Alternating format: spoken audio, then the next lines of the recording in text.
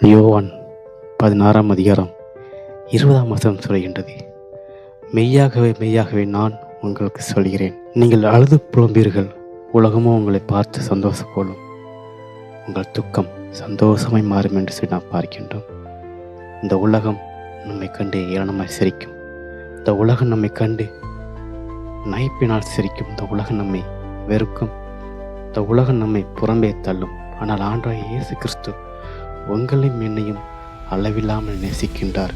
நம்முடைய துக்கத்தை சந்தோஷமாய் மாறப்படுகின்றார். நம்முடைய நிந்தையை ஆனந்த களிப்பாக மாறப்படுகின்றார்.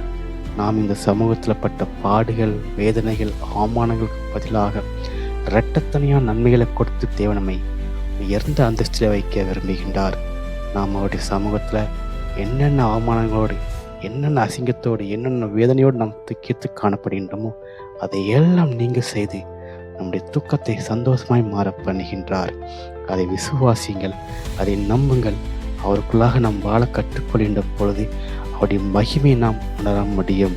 ஒருவேளை தொழில முடக்கம் காணப்படலாம், அது சொந்த இளப்பிரச்சனையாக இருக்கலாம், குடும்ப பிரச்சனையாக இருக்கலாம், கற்பத்தின் கனியாக இருக்கலாம்.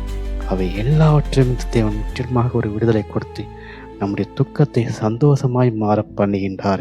இந்த உலகம் வியக்குகின்ற அளவிற்கு உங்களை தேவன் உயர்ந்த ஒரு அந்தஸ்தில் வைத்து அழகு பார்க்க விரும்புகின்றார்.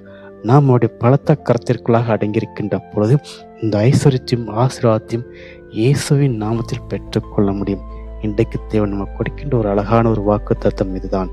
விசுவாசிகள், நம்புங்கள், நம்முடைய துக்கத்தை எல்லாம் சந்தோஷமாய் மாற பண்ணுவார். ஆமென்.